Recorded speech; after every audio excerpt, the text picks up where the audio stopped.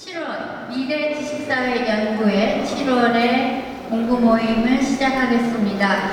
오늘 조금 새로운 분들이 많이 계신 것 같습니다. 그럼 오늘 공부 모임에 앞서 인사 말씀은 안병만 전 장관님께서 해주시겠습니다. 저희 미래 지식사회 모임은 아주 오래된 모임이고 또 서울대학 교수님들을 포함해서 각계각층의 지식인들이 오셔서 명강을 매달 해주시는 그런 모임입니다. 융합, 아마 융합을 통한 세상혁명을 말씀하실 것 같은데 상당히 흥미롭습니다.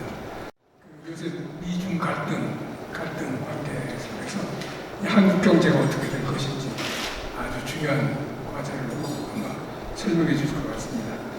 좋은 시간 많이 가지시고 또 우리 회원클럽 여러분들 종종 방문해 주시기 바랍니다. 감사합니다. 김성훈 교수님께서 4차 산업혁명과 바이오 융합이라는 주제로 말씀을 해주시겠습니다. 김성훈 교수님께서는 서울대학교에서 학사학위를 받으시고 약학 학사학위를 받으시고요. 한국과학기술원 석사, 브라운 유니버시티에서 분자 이전학 및 생화학 박사 학위를 받으셨습니다. 현재 서울대학교 약학대학 교수이시면서 서울대학교 융합과학기술대학원 분자화학 및 바이오제약학과 교수로 재임하고 계십니다. 또 보건복지부의 긍정포장 수상 등 굉장히 훌륭한 상들을 많이 수상을 하셨고 또 페이퍼들을 많이 퍼블리시를 하고 계십니다. 네, 선생님 오늘 바쁜 시간 내셨는데 우리 따뜻한 박수를 부탁드립니다.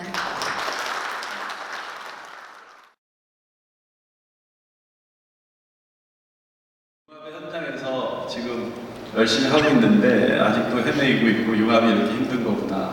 우리나라 지금 보면 참 융합이 힘든 거를 잘 보여주고 있는데 아무튼 제가 그동안 느꼈던 거 그리고 바이오에서 융합은 어떤 현상으로 일어나고 있는지 시간 되는 대로 소개해드리겠습니다.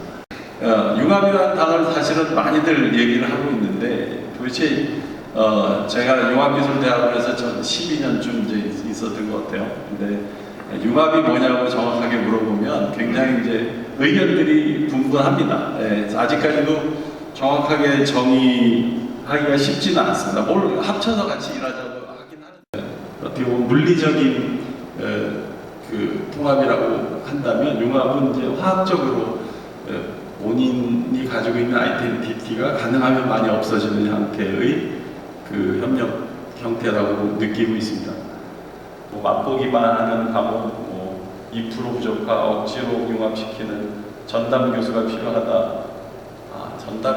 사실은 과연 융합에 전담할 수 있는 교수가 있을 수 있을까? 융합이라는 게 테크놀로지, 터미놀로지 같지만 사실 굉장히 제가 느끼기에 철학적인 터미놀로지라서 저희 같은 사람들이 이거를 전공이라고 얘기하기 쉽지는 않은 것 같습니다. 물질과 정신, 이성과 감성, 학문과 산업, 어떤 형태로라도 경계를 넘어서 자기가 알지 못하는 영역과 같이 힘을 합쳐서 이제 새로운 가치, 새로운 기술 이런 것들을 만들어내는 일들을 저희가 융합적인 일이라고 할 수가 있겠습니다. 특히 이제 디스럽티브한 기술이 창출이 되기 위해서는 자기 전공 영역에서 아무리 깊게 파도 사실은 이런 일들을 이런 디스럽티브한 테크놀로지를 만들기가 쉽지 않은 그런 이제 세상이 됐습니다. 각각의 분야들이 이제 거의 익스트림한 상황으로 많이 발전을 했고 그 기술 내에서는 이제 소위 와해적 기술이 나타나기가 굉장히 힘든 상태가 됐다는 게 실제로는 이제 이런 문제들이 부딪히는 것 같아요.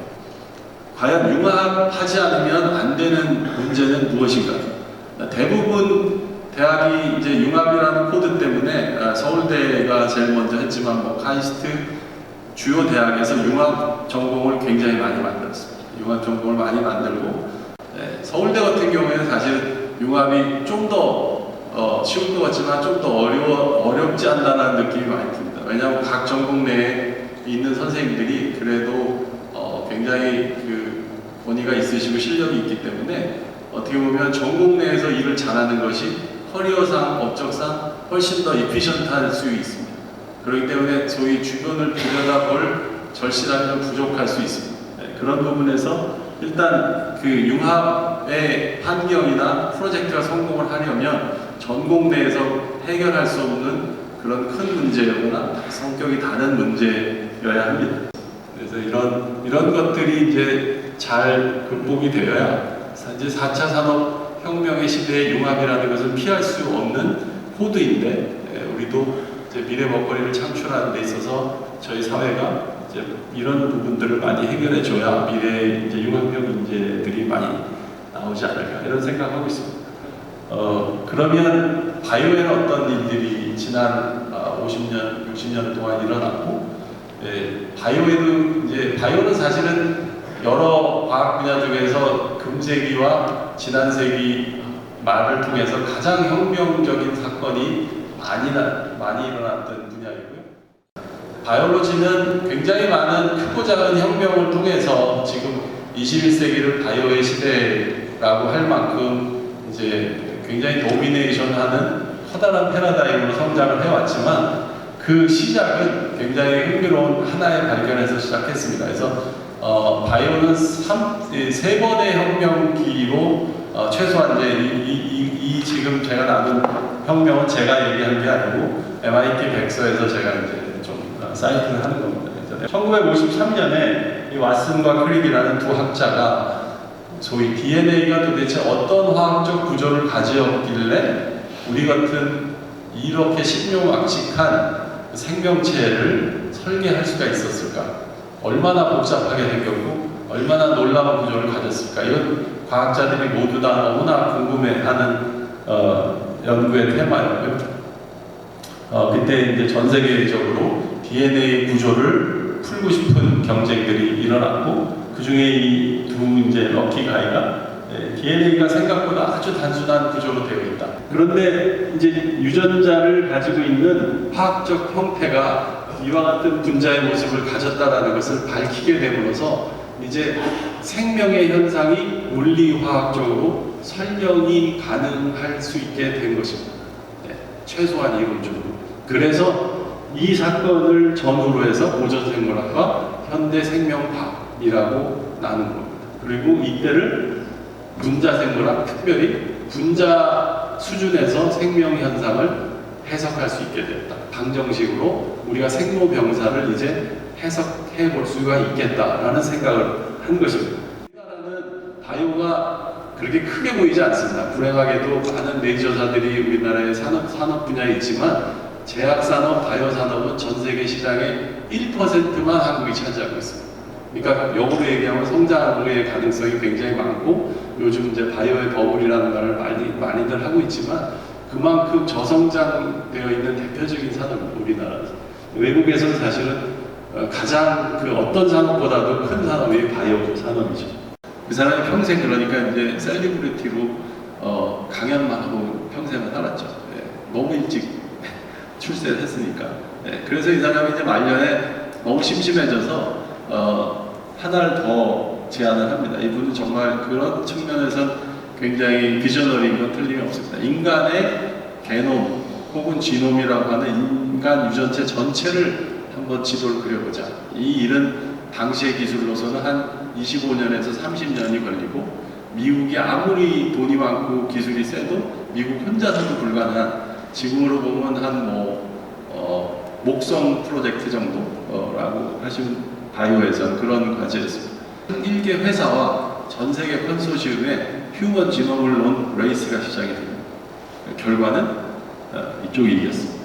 이쪽이 이기고 이쪽이 졌습니다. 이쪽은 저희 같은 아주 클래식한 교수 집단이고 학교에서 이제 대학원생과 연구원들이 성실하게 30년 동안 데이터를 만들어서 잘 어셈블리하면 될 수 있지 않을까 이런 생각을 했고 이 친구는 그런 단순한 일이라면 로봇가 더 잘할 거고 슈퍼컴퓨터가 데이터를 어셈블해서 계속 연산을 하면 대학원생 10만 명이 하는 것보다 빠르다. 다행히 빌 클린턴이 그때 이걸 간과하지 않고 두 팀을 불러다가 그러지 말고 인간의 게놈 인포메이션 너무 중요하니 산업화를 한 회사가 독점할 수가 없다. 이거는 퍼블릭 인포메이션으로 릴리즈 해라. 해갖고 그렇게 합의를 하고 이제 본인의 공적으로 이제 이것을 어나운스하고 다행히 그 이후로 지금까지 지노 인포메이션을 들여다보고 연구를 하는 것은 프리가 되었어요. 다행인지 불행인지 모르겠지만 지금 이제 21세기가 시작되고 무려 20년이 지나갔습니다.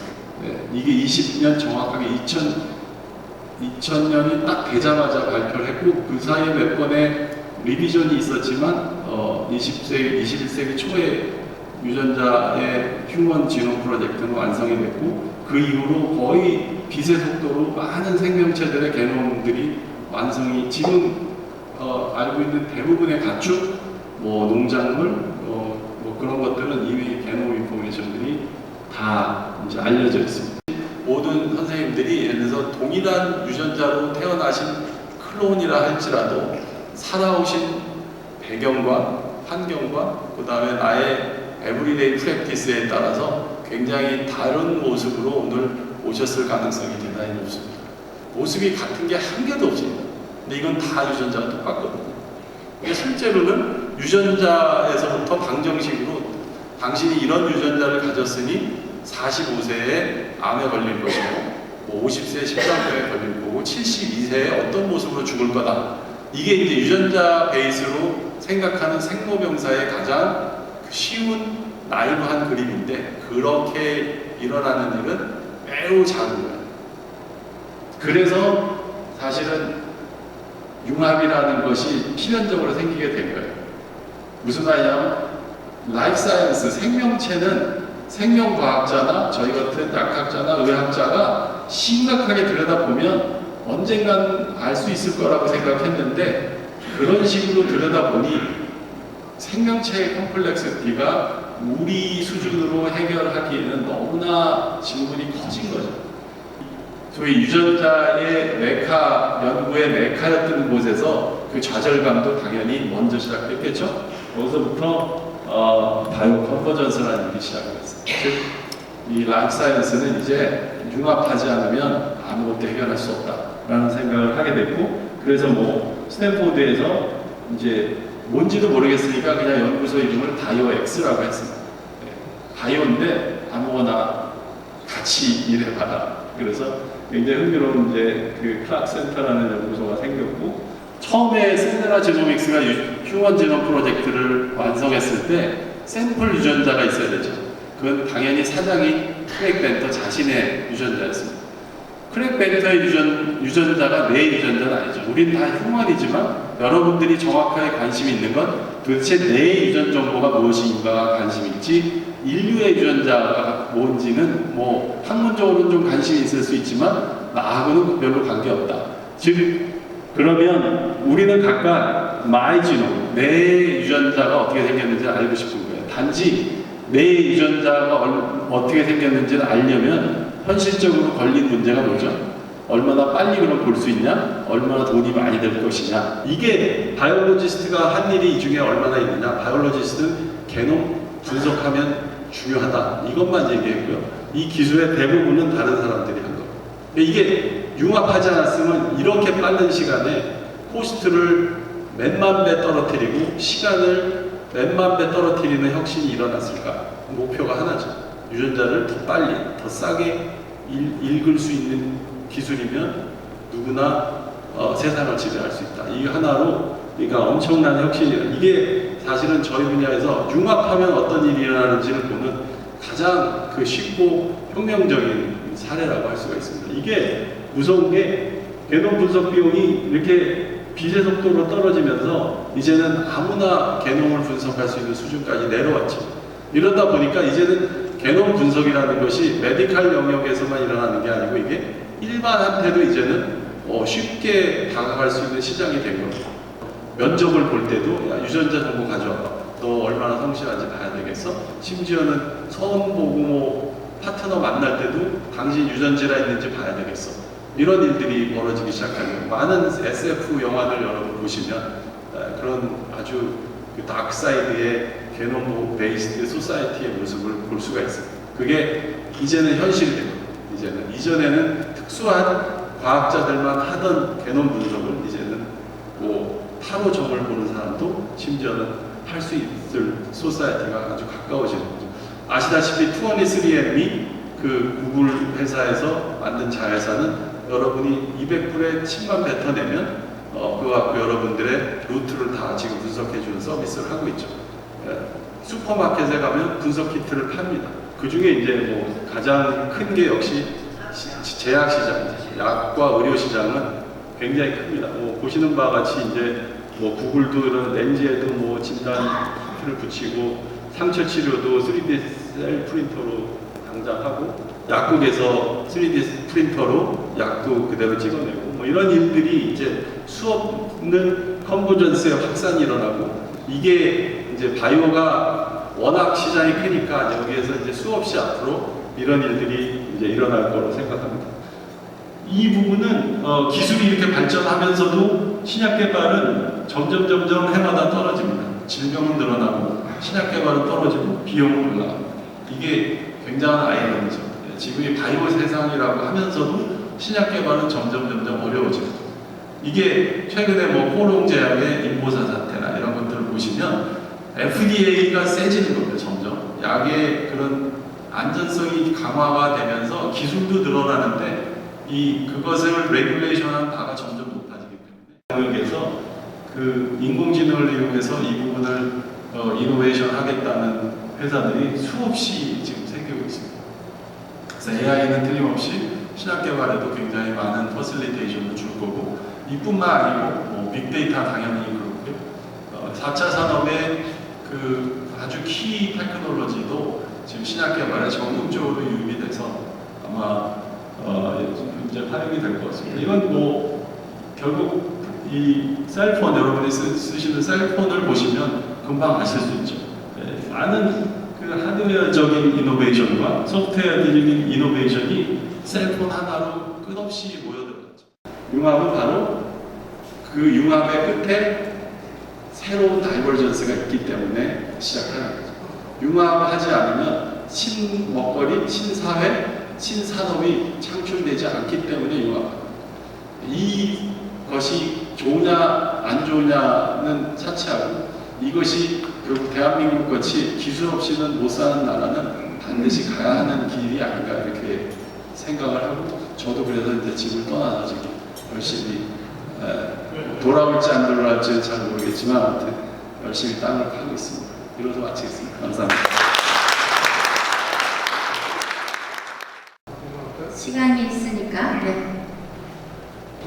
그게 상당히 큰 사업도 아니고 또 교수님이 상당히 열심히 하시기 때문에 이제 단장에 손님이 하셨는데 오늘 얘기 들으니까 축구 같은 축구적인 여러 가지 흐름에 대해서 잘 말씀을 해주셨는데 그 중에서 교수님이 그 사업 단장 하시면서 하시는 일이 어땠고 특히 뭐 여러 가지 흥미로운 여러 가지 사건이라든가 다 좋은 점이 있으면 좀 말씀을 해주실 것 같습니다.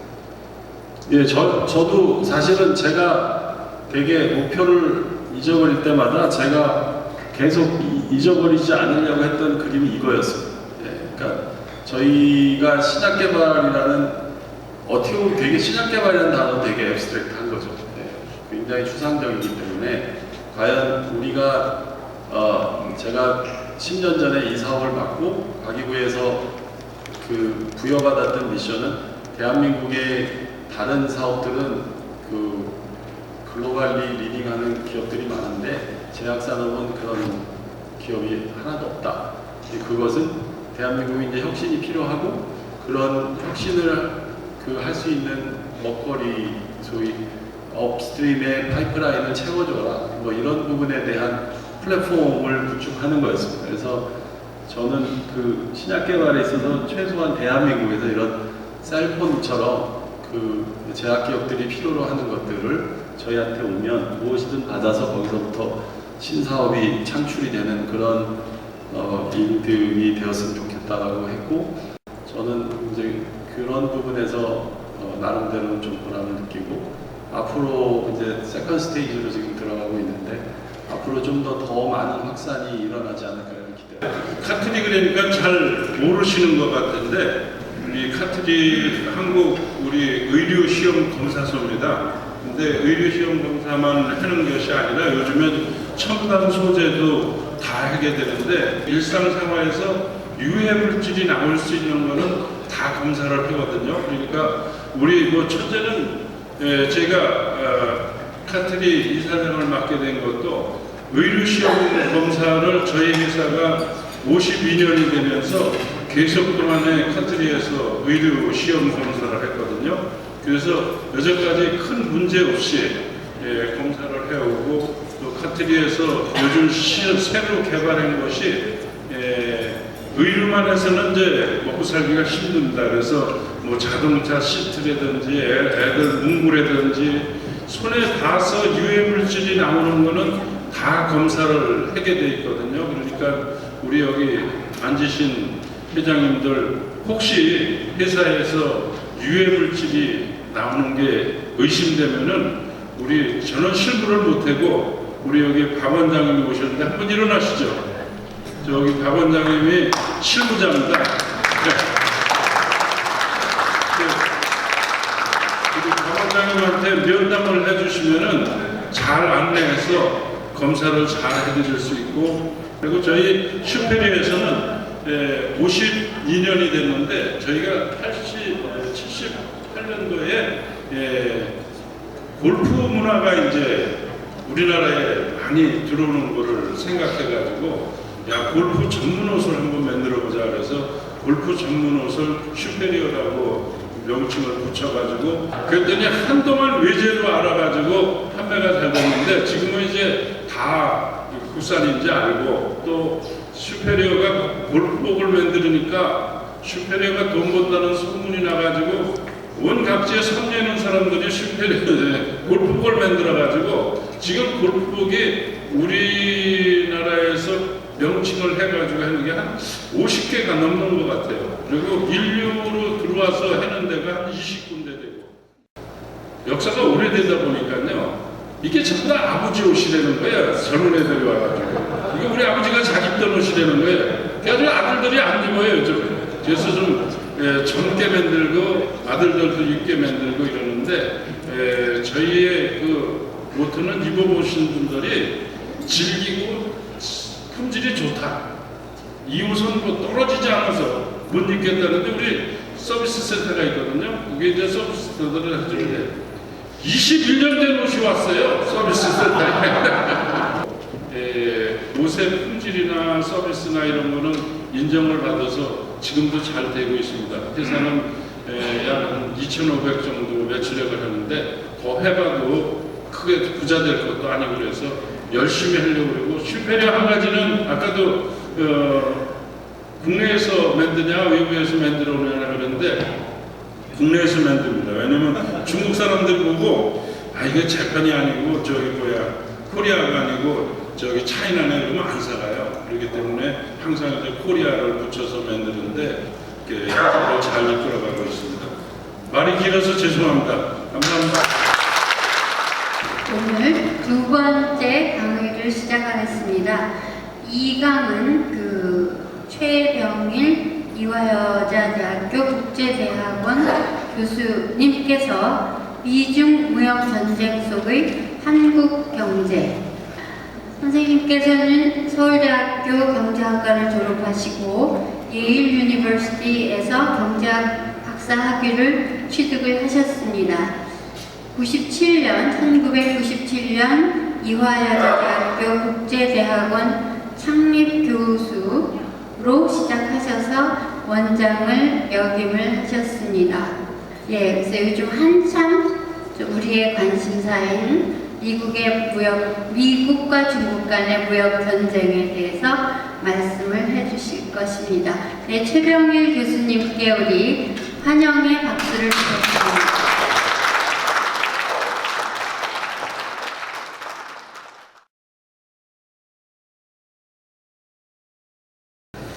워낙 저한테 준 제목은 이 제목이고요. 미중무역 전쟁 어디까지 갈 것인가, 한국은 어떻게 할 것인가. 저는 이제 이 이야기에 있어서 어디까지 갈 것인가 이야기를 주로 해보려고 합니다. 왜냐하면 한국은 어떻게 할 것인가는 우리 대통령님께서 더 잘 아는 것이기 때문에 어디까지 갈 것인가를 제가 소상하게 말씀을 드리면 아마 해법이 있지 않나 생각합니다. 트럼프 대통령이 지금 야구 배트를 들고 있죠.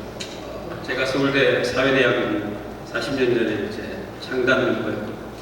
40년이 지난 지금도 우리 후배들이 이제 야구를 하고 있는데, 야구 선수로서 가장 익사이팅한 순간이 뭐냐면 게임을 역전시킬 수 있는 찬스에 나와서 기회가 주어졌을 때, 그러니까 트럼프 대통령이 이제 미중 무역 전쟁을 바라보는 시각이 바로 이런 것 같습니다.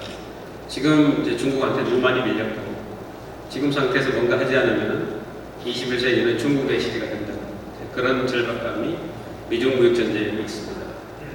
그러니까 이 정도 이야기하면은 미중 무역 전쟁이라는 것은 무역 전쟁이 아니라는 이제 그런 어떤 핵심을 아실 수 있을 것 같은데, 사실 냉전이 끝나고 나서 세계 역사상 유례가 없는 정도로 미중 간에 서로 다른 체제이지만 경제를 매개로 해서 끊임없는 협력의 공간을 찾아왔는데, 베랑가 트럼프 대통령이 중국이 미국을 경제적으로 침략하고 있다, 따라서 이에 대해서 뭔가를 해야 된다는 것은 어떻게 보면은 21세기의 세계사적인 사건이라고 생각이 됩니다. 미중 무역 전쟁의 효과가 미미할 거라는 보고서를 계속했습니다. 그리고 미중 무역 전쟁이 계속되니까 금년 초반에 나오는 경제 실적이 나쁘니까 이제는 갑자기 6개월도 안 된 상황에서 미중 무역 전쟁 때문이라고 탓을 하고 있습니다. 그래서 과연 이런 식의 안이한 발상으로 지금 벌어지고 있는 이 사태를 봐야 되겠느냐. 그래서 저는 오늘 어떤 말씀을 드리고 싶으냐 하면, 미중 무역 전쟁은 격가지고 본질은 기술 패권 다툼입니다. 이 기술 패권이라는 단어를 제가 썼습니다. 기술이라는 것도 아니고 패권도 아니고 기술 패권입니다.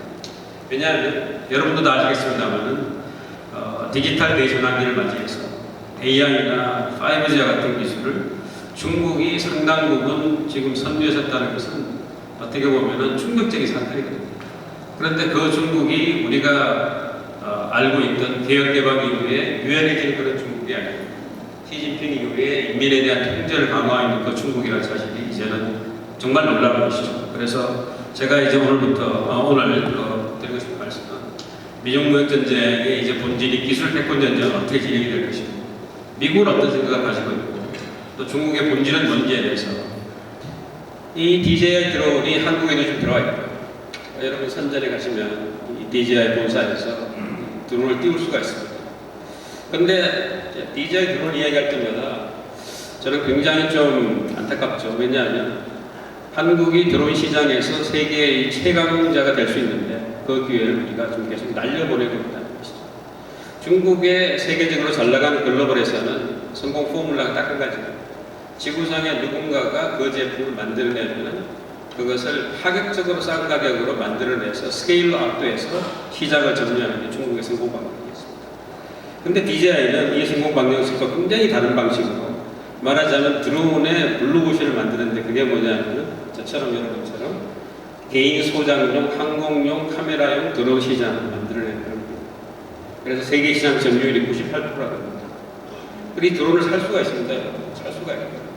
문제는 한국에서 이 드론을 띄우려고 하면, 제가 이화대학교 제 연구실에 있는 그 건물 꼭대기에서 드론을 띄우려고 하면 7개 정도의 허가를 받아야 돼요.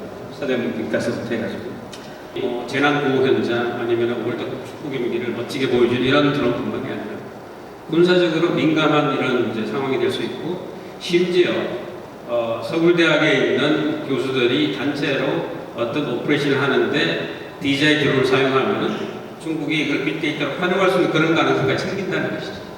이게 10년 전까지만 하더라도 5년 전까지만 하더라도 우리가 상상을 못하는 그런 일이 벌어진다는 것이죠. 그러니까 빅데이터의 함정은 뭐냐면, 우리는 생각을 못하지만 누군가가 의도를 가지고 마음대로 저장하면 이게 엄청난 무기가 될 수 있다는 게 빅데이터의 놀라운 점이 같습니다. 여기 핵심은 뭐냐면은, 최근에 이런 이슈가 점점 많아지고 있는데, 중국이 어느 순간부터, 제가 얘기했을 중국은 중국 공산당입니다. 중국 공산당이 의도를 가지고 자기들이 핵심이라고 생각되는 이 그건 영토적인 이익, 주권적인 이익 이런 거를 이제는 방어적으로만 옹호하는 것이 아니고 전 세계 침투해서 그 나라 여론이 중국한테 유리하게 되도록 인플루언스를 한다는 것이죠. 이게 바로 인플루언스 캠페인인데요. 왜냐하면 공교롭게도 이 해고된 3명이 다 차이니즈 아메리칸. 그런데 차이니즈 아메리칸은 중국에서 자랐지만 미국에서 교육을 받고 박사학위를 받고 아메리칸하게 돼서 미국에 대해서 엄청난 말하자면 지적인 공헌을 한 사람들이에요. 그러면서 이제 학술 활동을 통해서 중국과 교류가 있고 중국에 출장 가고 했는데 어느 순간부터 그 사람들의 행동이 정상적인 학술 교류 활동을 보지 않고 뭔가 이념적인 잣대로 보기 시작한 것이죠. 이런 이야기가 벌어질 때쯤에서 미국의 이제 FBI 국장인 크리스토프 웨이가 공개적인 자리, 이런 자리죠. 그러니까 언론에 공개되는 자리에 나와서 무슨 이야기를 했냐면 이날 사실 핵심은 여러분이 잘 아시는 미국 대선의 아주 폭발적인 이슈인 러시아의 대선기 이게 그날의 주제였는데 그 이야기는 거의 하지 않고 이 사람의 그 발언 시간의 대부분을 중국이 얼마나 조직적으로 우리가 생각하는 정보기관뿐만 아니라 국영기업, 민간기업, 심지어 유학생, 과학자를 총동원해서 미국이 가지고 있는 이런 혁신적인 아이디어를 빼나가는데 혈안이 되어버린다는 이야기입니다. 충격적인 것이죠. 왜냐하면 무슨 브리핑하는 그런 비공개 자리도 아니고 공개적인 자리에서 언론에 보도될 걸 알고 지금 이야기합니다. 저는 이런 여러 가지 이야기들이 무역전쟁의 핵심은 미중 간의 기술을 둘러싼 패권 다툼입니다. 패권이라는 것은 둘 가운데 하나의 승패가 분명할 때까지 계속되는 거기 때문에 아마 검색기를 거의 관통한 21세기를 관통하는 그런 큰 싸움이 되지 않을까 생각합니다. 그런데 10년도 안 되는 세월에 중국은 중국 방식으로 자기들의 이런 글로벌 IT 기업을 만들어냈어요. 그리고 방식은 세련되지 않았지만 스케일 측면에 있어서는 거의 맞먹을 정도가 됐는데 그래서 이제 그 표현이 중국에 가면은 만리장성만 있는 게 아니고 디지털 만리장성도 있다.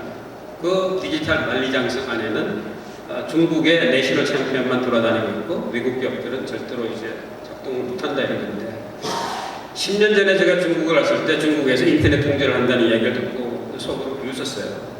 야, 기술적으로 다 가능한데 이걸 법적으로 안 한다고 해가지고 되겠느냐. 왜냐하면 사람들은 그때 지메일이 안 된다 그러니까 이제 버추얼 프라이빗 네트워크 만들어서 다 하고 있거든요. 그런데 그 10년을 딱 지나서 보니까 이제는 기술적으로 통제하는 것이 정치적으로 가능한 세상이 됐다.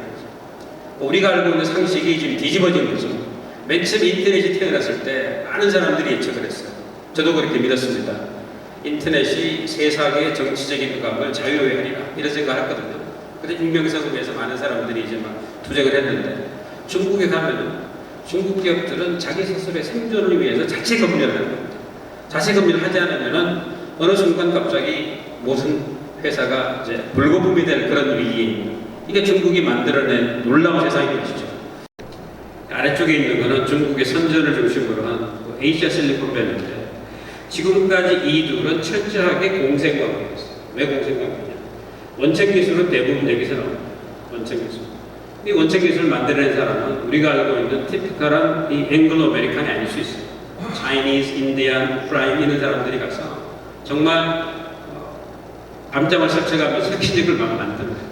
그런데 문제는 미국과 캘리포니아 갖고 있는 규제 때문에 그 아이디어가 커머셜하게 될 수 있는지를 테스트하기가 어렵다. 그래서 그 아이디어를 가지고 중국으로 갑니다. 중국에 가서 엄청난 실험을 동시다발적으로 하는 거예요. 시공을 초월한 실험을 합니다. 그러면서 커머셜 바이오를 체크하면 응용 기술이 생기는 거죠. 그러면서 디자인이 만들어져 이 둘의 공생관계인데 이제 미중 갈등이 본격화되면은 중국만 중국판 파이어워를 쌓는 게 아니고 미국도 이제 스스로 디지털 아이언커트를 쌓기 때문에 우리가 알고 있는 원천 기술, 응용 기술, 윈윈하는 그런 생태계는 굉장히 많은 부분 사라질 수 있다. 그렇게 되면 그 임플리케이션은 엄청난 것이죠. 대한민국 같은 경우에 양쪽에 지금 다 연결되어 있잖아요. 우리로는 이제 선택을 해야 될지도 모르는 그런 순간이 다가올 수 있다는 그런 이야기를 드리겠습니다.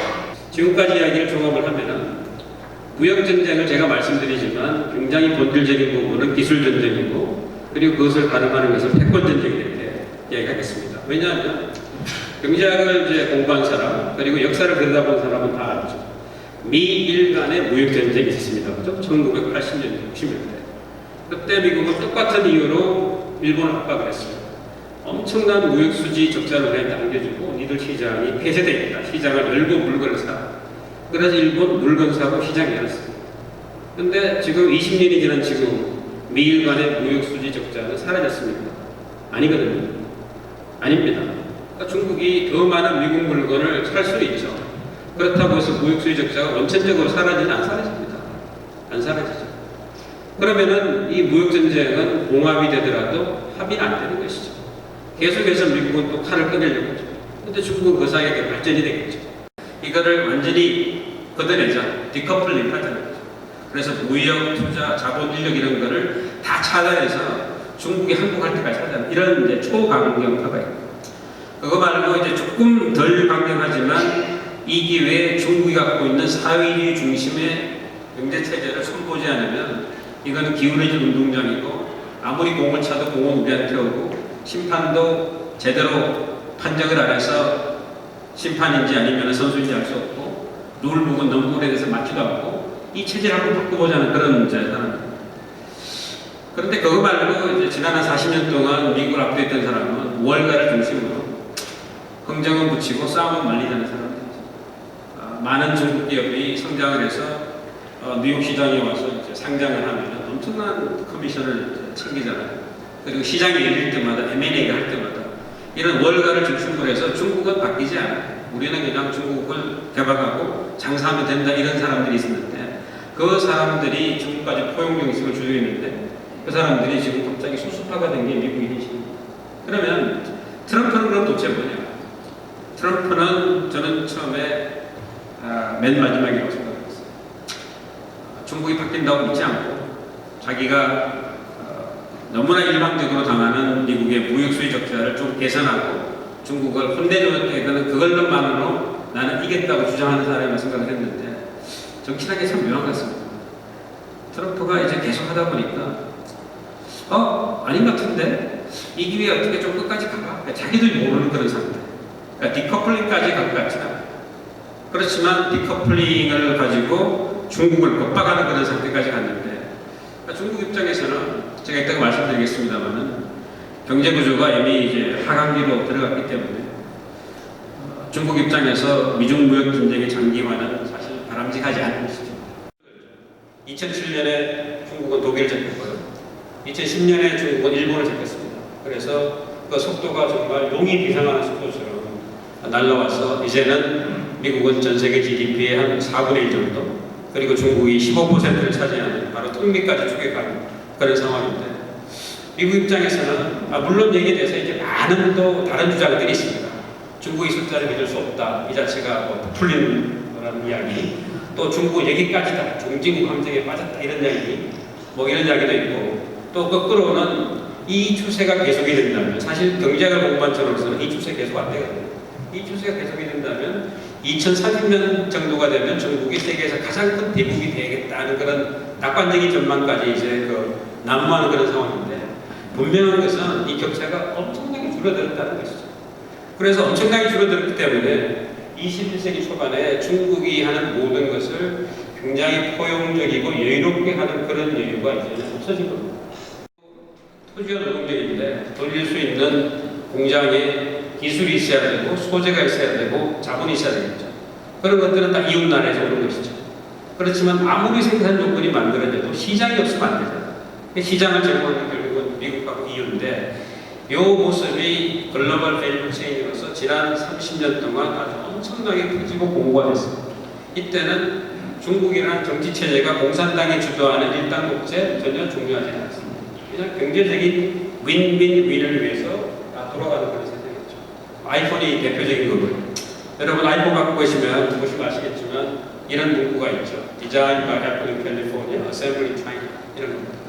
그런데 중국은 이거 이제 그만하고 싶은 거예요. 왜냐? 아이폰을 통해서 그 많은 작을 만들어냈지만 스티브 잡스는 못 만들었습니다. 뭐냐, 단순히 노동자는 많이 만들어냈는데 뭔가 혁신적인 그런 걸 못 만들어냈다는 거죠. 그리고 아이폰의 선전 공장은 언제든지 다른 나라에 옮겨갈 수 있잖아요. 그래서 중국이 좀 하고 싶은 건 뭐냐면 우리 대국이라는 것은 뭐 영국 14개인데 조그마한 대국인데 우리는 강국이 돼야 됩니다. 우리 강국인데 경제 강국, 기술 강국, 그리고 군사 강국이 돼야 됩니다. 이게 중국 목표입니다. 군사 강국의 최종적인 목적은 뭐냐? 제가 이따가 말씀드리겠습니다. 중국을 WTO에 가입시키는 것은 경제적인 목적도 있지만 더 다른 목적입니다. 중국을 WTO에 가입시키게 되면 중국은 우리가 봤을 때 right direction으로 갈 것이다. 이 right direction은 뭐냐면 중국이 WTO에 들어가고 규칙을 준수하는 그런 이제 보통 국가가 되고 투자하고 인력을 늘하다 보면 사람들의 생각이 이제 인라이튼돼서 대몽화돼서 밑으로부터 올라오는 그런 욕구 때문에 중국 공산당 체제가 조금 이렇게 소프트해지지 않을까 하는 그런 생각을 하는 거죠. 따라서 이제 그 자기들이 만들어온 패스가 있고 그 패스를 따라서 느리지만 중국이 그 길로 오리라고 생각을 17년을 기다립니다. 그런데 17년을 기다려봤더니 결과는 우리가 생각하는 결과가 아니다. 지난 10년 동안 미국 학계에서 미국 학자들이 이제 논쟁하고 밝힌 결과는 뭐냐면 중국은 다르다. China is different. 어떻게 다르냐? 중국이 WTO 가입한 이후에 당연히 이제 중국의 경제력 또 미국의 시장 수요 때문에 미국으로 수출이 압도적으로 늘었죠. 거꾸로 미국에서 중국으로 수출보다도 따라서 현재 누적된 1년의 GDP가 1년의 무역 수입 적자가 하루에 한 1빌리언, 하루에 10억 정도 얼추되는 것인데 21세기가 들어가면서 한 500만 개 일자리가 갑자기 사라지는 그런 상황이 있었어요. 그래서 학계에서 이제 이거를 어떤 식으로 질문을 던졌냐면 요 사라진 것이 과연 이것 때문이냐? 사라진 일자리 500만 개 가운데 25%인 120만 개는 중국 때문이라는 결론입니다. 우리가 알고 있는 이제 자유무역이 제대로 이루어지는 그 시장 조정하는 과정이 미국에서 없었다는 것이죠. 그래서 이런 이유 때문에 2016년 미국 대선을 보면 힐러리 클린턴도 그러고 도널드 트럼프도 그러고 아주 중국을 정말 대표적인 깡패 불량 국가인 것처럼 그렇게 아주 막 그러니까 누가 대통령이 되더라도 미중 무역 전쟁은 어릴 수밖에 없었다는 것이 이제 그런 결론입니다. 중국은 대부분 이것을 기술을 사는 방법, M&A를 통해서 사는 게 안 되면은 탈취하는 방법 이런 방법으로 하는 거죠. 따라서 중국 제조 2025는 중국 사람들이 이야기하듯이 독일도 했고 한국도 했고 일본이 했던 정당한 산업 정책이 아니고 제가 봤을 때는 자기들의 패권을 특히 이제 군사적인 영토적인 야욕을 위해서 하기 위한 어떻게 보면은 문산복합체의 그 스팀이라는 것이죠. 그런데 이런 논의를 이제 못하고 있는 것이 중국의 현실이고 미국의 국가안보를 이유로 철강 수입을 전 세계로부터 25% 관세를 때리고 지금 이제 자동차도 25% 관세를 때리려고 그러고 62년 핵해묵은 이제 그 냉전 시대 때 도발을 들고 나온 거고 그러니까 뭔가 모든 것을 안보에 연결시켜서 뭔가 해보려고 하는 것이 미국의 이제 전략이라고 저는 생각이 듭니다. 그래서 결정적으로 지금 이제 트럼프 행정부와 그 뒤에 있는 사람들이 생각을 바꿨다고 생각하는 것이 1999년 클린턴이 중국을 WTO에 가입시키면 중국을 right direction으로 이끌 수 있다는 그 믿음을 팽개쳤죠. 우리는 중국을 WTO에 가입시키는 것이 실수였다고 이야기하고 있는 것이죠. 그러니까 이만큼 이제는 지금까지 불고 있던 그 바람이 완전히 바뀌어가지고 반대 바람이 미국 정치에 급격하게 불고 있고요. 여기에는 트럼프만이 벌이고 있는 전쟁이 아니라는 것이 제 핵심인데 그거를 이제 몇 가지로 보여드리면 클린턴 행정부 때 이제 스피커를 했고요. 중국의 WTO 가입을 말하자면 난파리잔 입장에서 지지하는 건데 이분이 최근에 이제 뭐라고 주장을 하는가 하면 우리가 중국에 대해서 너무 몰랐다. 그 이유는 첫 번째 우리가 오만했고 두 번째 중국에 대해서 몰랐다는 거예요. 오만했다는 이야기는 뭐냐면 우리 서양 사람들이 중국이 바뀐다고 계속 이야기했는데 우리가 생각하는 방향으로 중국 절대로 바뀌지 않았다. 그리고 안 바뀐 이유는 중국 공산당이 그 레니니스트 속성 때문에 그렇다 그런 이야기 하고 있는 거예요. 클린턴 행정부 그때 이제 농아태 차관보를 하면서 농아태 정책을 실질적으로 관장한 사람인데 이 사람이 작년에 미국의 대중적인 포린 어페이즈에 뭐라고 주장했냐면 우리가 중국에 대해서 너무나 오판했다. 그리고 내가 한 4년 동안 정책은 틀렸다고 해서 시인을 한 거예요. 트럼프의 대중 때리기는 이거는 우리 둘이 같이 찬성하는 얘기예요. 이야기는 뭐냐면 어떻게 보면 중국 입장에서는 트럼프가 더 손쉬운 상대일 수 있습니다. 트럼프 뒤에 민주당은 훨씬 더 강경할 수 있어요. 이 사람들은 트럼프처럼 동맹을 개무시하면서 하는 정책 없을 거고 동맹하고 온라인에서 중국은 국제기를 할 거고 인권 문제를 막 들고 나올 거고 그렇게 되면 미중 간에 이거는 아마 새로운 양상으로 계속될 겁니다. 지금까지 제가 이제 드린 말씀은 미중 무역 전쟁은 격가지고 핵심은 기술 패권이고 기술 패권은 미국의 패권하고 연결되는 거고 우리가 알고 있는 미국이 아니고 미국 스스로 국제 질서를 필요하면은 막 바꾸고 있으면서 아니면 무시하고 있으면서 중국을 막 코너로 몰아세운다. 거기에 대해서 주당적인 지지가 있다고 말씀드렸잖아요. 그런데 트럼프는 되게 변덕스럽고 따라서 또 리스크가 있다 말씀드렸는데 그러면 이제 중국은 도대체 뭘까 하는 그런 질문을 던져야 된다고 생각합니다. 지금까지 우리는 한중 수교 한 25년 흐른 동안에 중국을 이제 비즈니스 파트너로만 생각을 했는데 그러니까 이제 경제적인 이익을 추구할 수 있는 상대인 거죠. 중국이 우리를 필요했습니다. 그죠?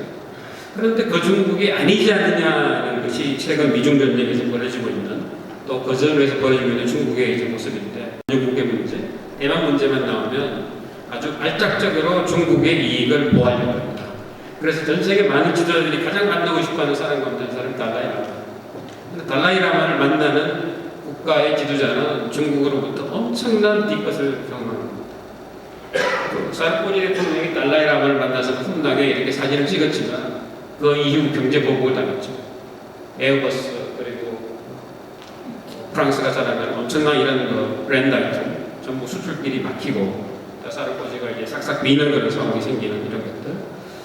그래서 세계 학계에서는 중국이 이제 이런 식으로 자기의 핵심 이익을 경제적인 힘을 통해서 투사하는 것을 샤프 파워라고 표현을 붙였습니다. 아주 뾰족하게 해서 어디든지 가면은 너 나한테 마음에 안 들면 무조건 찌르겠다는 것이죠. 그래서 중국이 지금 벌어지고 있는 것은 어떻게 보면 기술이 정치를 자유롭게 하는 것이 아니고 정치가 기술을 통제를 해서 조지 오웰의 1984년이 벌어지고 있는 것이 중국이라는 그런 거죠. 천안문의 그 자금성을 들어가려면은 4개의 관문을 통과했는데 그때마다 안면 인식 사진을 찍게 된다. 외국인이고 국민이 말합니다. 그래서 중국의 안면 인식 기술은 어느 정도까지 발전됐냐면 5천만 명이 있으면 거기에서 딱 한 사람을 0.006초 만에 찾을 수 있는 정도까지 발전됐다. 신장 외국에 200만 부스를 입어 재교육시키는 건데 여기서 바로 주 앞까지 가는데 한 1시간 정도 걸리면서 전부 페이셜 레코그니션 전부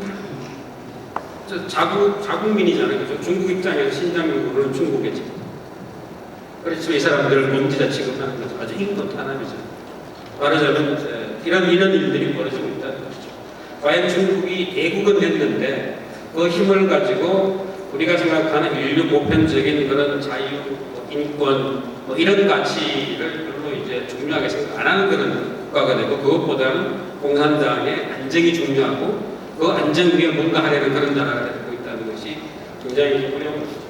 따라서 중국이 이런 식으로 바뀌니까 한때 지난 한 10년 동안 아니야 중국은 공산당이지만 굉장히 유연하고 실용적인 공산당일 거야 라고 생각했던 사람들이 생각을 좀 바꾸고 있습니다. 그래서 그 이전까지는 많은 사람들이 중국도 공산당이지만 민간 문제가 커져서 민진국태다. 국가는 뒤에서 이제 있고 민간 섹터가 그냥 아무도 안다. 야 봐라 엄청난 기업들 알리바바 테센트 아니냐. 최근에 시진핑 이후에 벌어지고 있는 거니까 더 이상 개혁 개방은 없고 오히려 거꾸로 가는 그런 중국이고 따라서 이게 지금 거꾸로 국진 민태가 아니냐 이런 거고 지금 우리가 너무나 잘 알고 계시지만 중국을 대표하는 이제 일부 민간 기업들이 있지만 대부분 기업들은 국영기업입니다. 그 국영기업들을 어때 우리가 생각하면 경제 경영의 효율성을 생각하면 이 사람들이 군사를 빼고 효율화시켜야 되는데 중국은 1도 그런 인센티브가 없는 거죠. 왜냐하면 그 사람들이 정권을 지지하고 있는 그런 상태이기 때문에 본사가 싱가포르에 있습니다. 그러니까 어떻게 보면 중국 회사가 아니에요. 그럼에도 불구하고 브로드콤이 퀄콤을 인수하는 계획을 미국 정부가 나서 막았습니다. 왜냐하면 싱가포르는 결국 중국이 이런 생각을 하고 있는 것이죠. 그럼 이 생각을 좀 더 연장하면 어떻게 됩니까? 좀 위험한 발상인데 한국도 중국의 궤도에 들어가 있는 것이 아니냐 이런 생각을 미국에 있는 많은 사람들은 하고 있다는 것을 선생님 아셔야 됩니다. 왜냐? 트럼프가 2018년 전 세계를 상대로 미국의 철강을 수출하는 국가는 너무나 우리한테 그 일자리를 빼앗아가니까 25% 관세를 때리려 했을 때 그때 상무성이 올린 플랜 B에 따르면 특히 재질이 나쁜 12나라는 54% 관세를 때리겠다는 안이 있어요. 거기에 대한민국이 있습니다. 그건 도대체 뭡니까?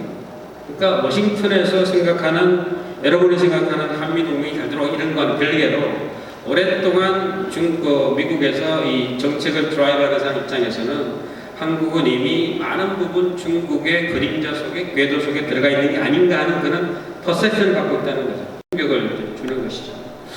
근데 끝내면서 몇 가지 드리고 싶은 말씀이 금년에 이제 스탠포드나 MIT 대학의 얼리 어드미션에 중국 학생이 한 명도 없었다는 거죠. 왜냐하면 프라이빗 섹터가 이미 알아서 지금 벌어지는 풍향계를 예측을 하고 중국 학생을 안 뽑는 거예요. 물론 이렇게 되면은 미국 스스로 자기 갈등을 찍는 그런 효과가 분명히 있겠죠. 그럼에도 불구하고 이것은 어떤 시스템의 이 안정을 거는 문제이고 가치를 거는 문제니까 그런 불편함을 감수하겠다는 겁니다. 그리고 이제 미국 의회에서 중국인 투자를 통제하는 법안을 통과시켰고 그 안에 화웨이와 GTE가 명시되어 있습니다. 화웨이와 GTE에 연구 협력을 하거나 그 자금 지원을 받는 연구소나 기업은 미국 연방정부 펀딩이 안 들어간다고 되어 있어요. 이게 여야가 합의해서 법안을 만들어낸 미국입니다. 트럼프의 행정명령이 아니에요. 이런 상황이기 때문에 스탠포드, 그 다음에 UC 샌디에고 등등 하여튼 화웨이 연구실, 협력, 문서 이건 전부 다 없어지고 있거든요. 근데 이런 정도의 센시티비티를 물론 이제 우리는 아직 가질 필요는 없겠지만 이런 질문을 던져봐야 된다는 거죠. 이런 질문을 던져봐야 되는 그런 세상이 있다. 그래서 결론이 뭐냐면은 중국은 미국을 위협하는 최대 적이라는 거죠. 그러니까 이 정도 같으면 트럼프가 재선이 되든 트럼프가 사라지든 이건 안 된다는 거죠. 안 된다는 거죠. 그러면 이건 이제 결론적으로 대한민국의 엄청난 얘기죠. 대한민국은 지금까지 안보는 미국 그리고 중국은 우리 경제 파트너 이런 이제 방식을 가지고 지금까지 잘 해왔잖아요. 근데 안미경적이라는 말도 사실 뜯어보면 저는 약간 좀 그 프레이밍 같아요. 안보를 미국에 의존하는 건 맞는데 경제를 중국에 의존하는 건 아니고 중국을 통해서 밸류 체인이 형성돼서 마지막은 EU나 미국으로 가는 거거든요. 그럼에도 불구하고 중국을 통하는 이 연결이 너무 중요했기 때문에 경중인데 지금 벌어지고 있는 것은 과연 그런 중국하고 계속 우리가 경제 협력을 해야 될지는 그 질문을 던진다는 거죠. 그 질문을 만약 우리가 안 던지면 그것은 이제 미국이 우리한테 던지는 거예요. 예를 들어서 이런 극단적인 걸 한국 상상해 보셨나요? 한국의 기업이 이제 중국하고 미국이 다 투자를 하고 있는데 어느 순간 미국 행정부에서 당신들의 중국 오퍼레이션을 계속 갖고 있으면 우리한테 투자할 수 없다. M&A 할 수 없다. 이런 세상을 생각해 보셨나요? 그런 불편한 진실을 마주해야 할 그런 순간이 저는 미중 전쟁의 시작이라고 생각합니다. 제 얘기까지 하겠습니다. 고맙습니다.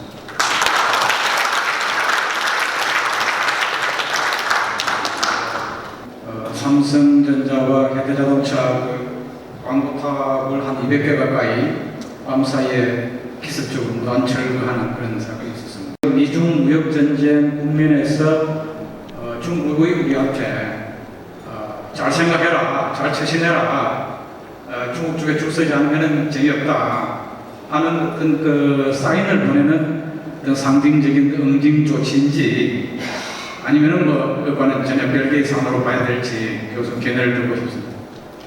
작년부터 올해 유독 우리 정부 대통령이나 삼성에서 이제 비메모리를 우리가 굴기를 하자고 공공연하게 좀 떠들면서 스마트폰은 이미 이제 퀄컴이 잡던 그 AP 시장을 삼성의 암 설계에 의해서 독자적으로 엑시노스 같은 걸 만들어서 우리 이제 스마트폰에 우리가 만든 핵심 AP가 다 장착돼서 퀄컴이 없어도 지금 자주 독립을 했거든요.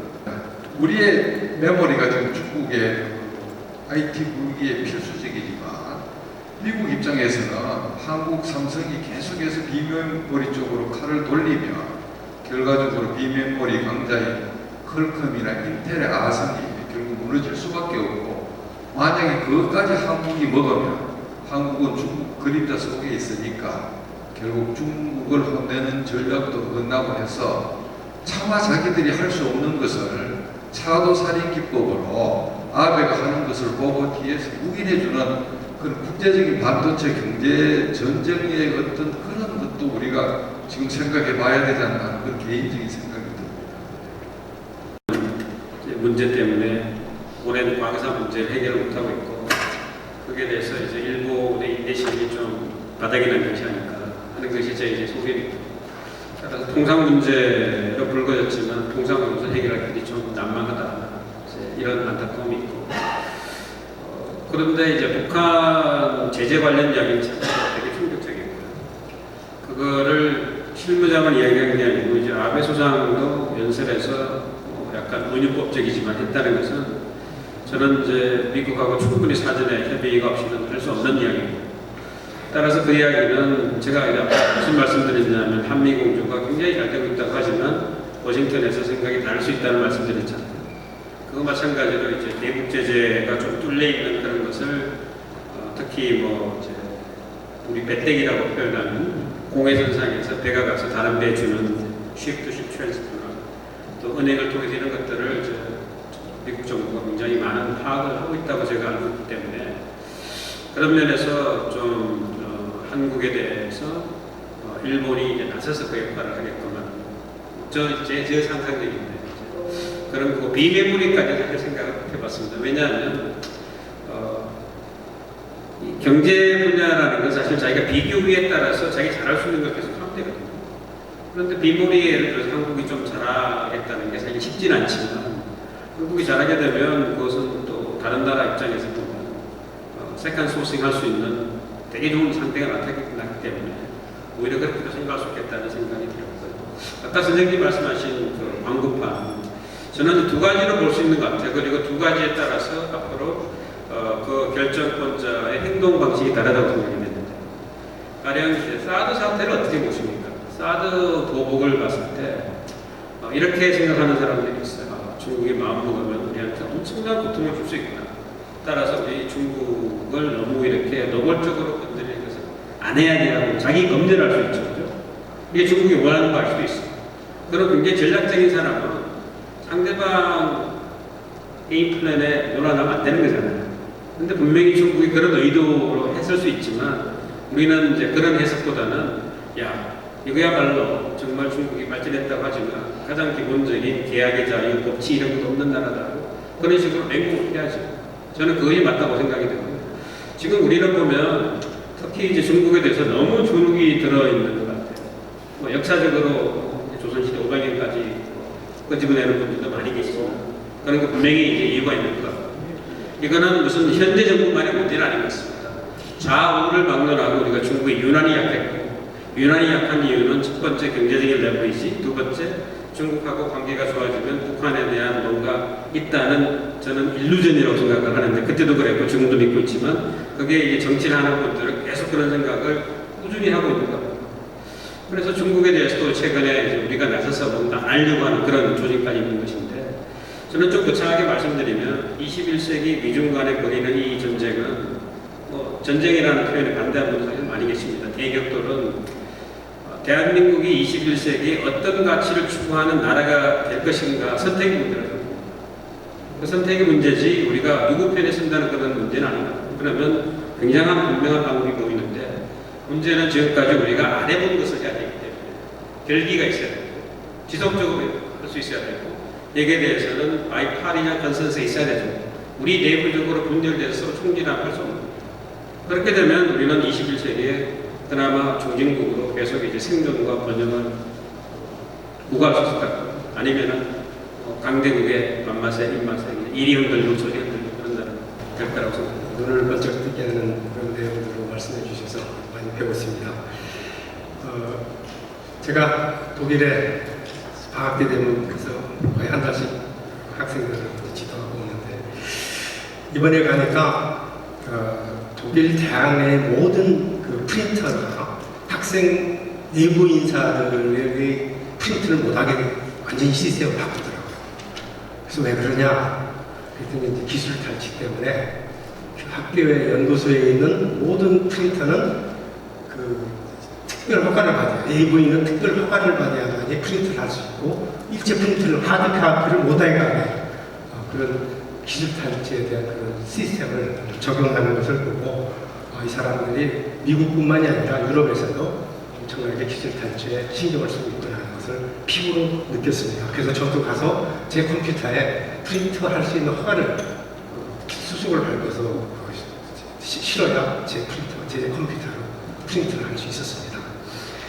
연초에 저는 일본 아주 그 핵심 정책을 다루는 분한테 그런 얘기를 들었습니다. 정치 외교 문제의 해결은 결국은 경제 보복을 통해서 대한민국을 그리고 도성들게 하는 수밖에 없는 방법밖에 없는 것 같아. 그리고 그것은 그렇게 진행할 것이다. 이런 얘기를 들어서 제가 여기서도 말씀드린 것 같은데 일본의 핵심 부품을 사다가 쓰시는 분들한테 미리 그런 부품을 확보하십시오. 여러분들한테 말씀을 드렸는데 그게 별로 효용이 없더라고요. 그게 그 상황에서 가봐야 된다는 거예요. 미리 그게 확보가 안 된다는 거예요. 미리 알고. 그래서 그런 얘기들을 올 처음부터 했지만은 기업들은 속수무책으로 다 하고 있는 거죠. 제가 어디 가서 얘기 많이 하는 얘기가 영국 윈스턴 처칠이 정말 그 뛰어난 브라이트한 정치 지도자라고 글로벌 리더로서 부각되는 게 그분의 말씀을 찾아보니까 1940년 6월에 영국 의회에 나가서 어떤 연설을 하시냐면 그때 이제 그 다 기억하시죠? 2차 대전 나기 전에 그때 뮌헨에 대통령에서 영국의 챔버린 수상이 히틀러를 만나서 이태리 플란스 빅4가 만나서 완전히 히틀러한테 평화협정 맺고 그러면서 평화를 얻어왔다고 영국에 기부해서 그 뛰어난 영국 국민들한테도 환영을 받고 말이죠. 미국의 영도자처럼 됐을 때 저 한쪽 구석에서 윈스턴은 아니야 저거 쏘고 있는 것이야 그랬다는 거예요. 그때 얼마 안 있어서 2차 대전 체코를 시작으로 해서 체코를 침공을 해서 2차 대전 발발하지 않았습니까? 그러면서 이제 전시내각으로 처칠이 등장을 했는데 그때 영국도 삼산 사회니까 전쟁 책임론을 둘러싸고 굉장한 내분이 있고 그랬던 것 같아요. 충분히 예상되지 않습니까? 우리가 과거와 현재가 싸우게 되면 결국은 우리가 있는 것은 우리의 미래일 뿐입니다. 지금 우리가 모두 하나 돼서 우리가 나라를 지키는데 모두가 하나가 되어야 된다. 그래서 나는 전임자하고 어떤 차별성, 다른 사람들이 정부가 어떤 잘못을 했느냐 이런 것을 절대 규명하거나 추구하지 않겠다. 이것은요 경제보복으로 나가지만 우리가 경제 쪽에서 풀 수 있는 방법은 거의 어렵습니다. 정치 외교 쪽에서 자초한 거니까 정치 외교 쪽에서 풀어야 한다고 봅니다. 네, 그까지만 얘기하겠습니다. 아까 우리 전임 교수가 이게 중국은 우리에게 무엇인가 서도만 얘기하고 말하셨는데 중국 관계도 그래요. 우리가 역사적으로 그렇게 중도로 있었지만 전번에 우리 왜 저기 반기성 박사가 와서 미세먼지 얘기할 때 만약에 미세먼지가 중국에서 온 영향이 얼마냐고 50%에서 80% 그러지 않았었어요? 그러면서 왜 우리 환경론자들은 중국에 대해서 말 한마디 못하는지 모르겠다고 그까지만 말씀하셨어요. 정말 우리가 이제 정신 차려야 겠습니다. 우리가 옛날에 힘없고 아무런 존재했던 데가 아니잖아요. 세계에서 수출 마냥 무역 6번째 나라잖아요. 대단한 우리가 성취를 이루고 있습니다. 우리가 우리의 자존을 세우고 정말 중심 잡고 특히 외교는요 정말 중심을 잡아야 돼요. 그리고 어떤 원칙을 갖고 대해야죠. 지금 경제하거든요. 이제 정치 외교로 이런 학교로부터 절대로 경제는 진공수에서 자라는 동물이 아니거든요. 정치, 외교 이런 부분이 정상으로 안 가는데 어떻게 경제가 되겠습니까? 지금 정치 외교가 저절로 일본으로부터 전 경제 보복을 당하는데 어떻게 경제가 제대로 되겠어요? 경제가 따로 나와요. 그러니까 제가 얘기가 들렸으면 하는 건 우리가 이제 정말 눈 뚝 보고 정신 딱 차리고 주체적으로 뭔가 우리 나름대로 원칙과 프린시플 이런 걸 기본을 정하고 나와야 돼요. 그러면서 지금 정부한테는 정말 안타깝습니다. 저는 그래서 합니다. 그래서 외교를 담당하는 사람, 우리 교육 문제가 얼마나 중요합니까? 교육을 담당하는 사람, 경제를 담당해서 이런 사람들은 정말 그 분야에서 학식과 덕망과 경륜이 있는 사람이 나서서 책임지고 이 국정을 이끌어가는 그런 그 정부의 모습